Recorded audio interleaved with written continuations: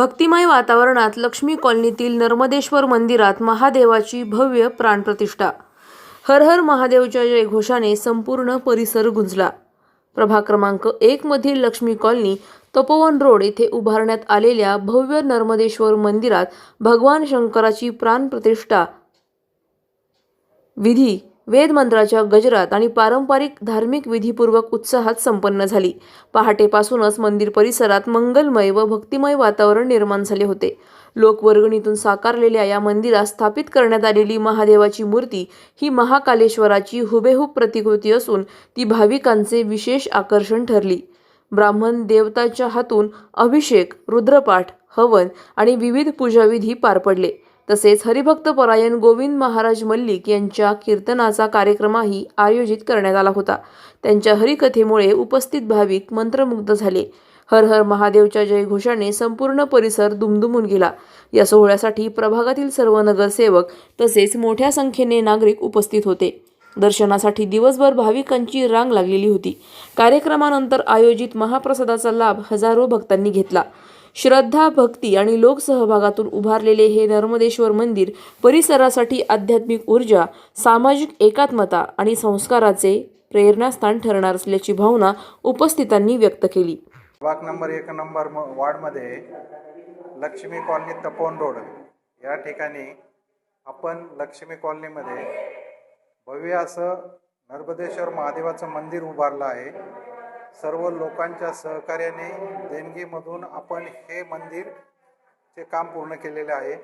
हे मंदिर आपण आसपासच्या एरियामध्ये अशी देवस्थान आपण खूप मोठं असं देवस्थान बनवलेलं आहे आणि इथे आपण जे लिंग आणलेलं आहे हे नर्मदेश्वर महादेव मंदिरचं आहे आणि आपण ही पिंड अशी बनवलेली आहे की आसपासच्या एरियामध्ये ही अशी पिंड नाही आहे कुठे.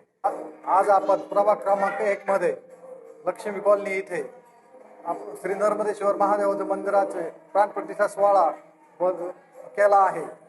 मी सर्व लक्ष्मी कॉलनीच्या वतीने जनतेला आवाहन करतो की सदर महादेवाच्या दर्शनाचा सर्वांनी लाभ घ्यावा.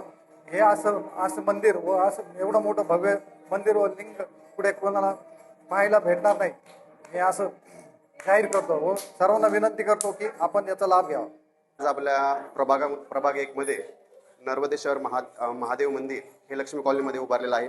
भव्य दिव्य मंदिर आपण ह्या प्रभाग क्रमांकमध्ये लोकसहभागातून उभारलेलं आहे. 5-6 तारखेला आपण याची प्राणप्रतिष्ठा केलेली आहे महाकालेश्वराची आणि नगरमध्ये एवढं मोठं मंदिर हे प्रभाग क्रमांक 1 मध्ये आहे. तर आपण आज संगीत भजन कार्यक्रम ठेवलेला आहे. त्यानंतर महाप्रसादाचं आयोजन केलेलं आहे. त्याचबरोबर येणारी 15 तारखेला महाशिवरात्र आहे. या ठिकाणी एक मोठा उत्सव या ठिकाणी आपण साजरा करणार आहोत. सावेडी उपनगरामध्ये नर्मदेश्वर महादेव मंदिराचा प्राणप्रतिष्ठा सोहळ्याचा समारोप आहे आणि हे जे शिवलिंग आहे हे महाकालेश्वराचं स्वरूप आहे आणि ह्याच्यासाठी आम्हाला सर्वांचं सहकार्य लाभलं आहे. आमच्या कॉलनीतील सर्व रहिवासी, त्याचबरोबर प्रभागातील सर्व नगरसेवक आणि उपनगरातील इतरही अनेक मान्यवराचे आहेत की ज्यांनी सढळ हाताने मदत करून या मंदिराच्या उभारणीसाठी.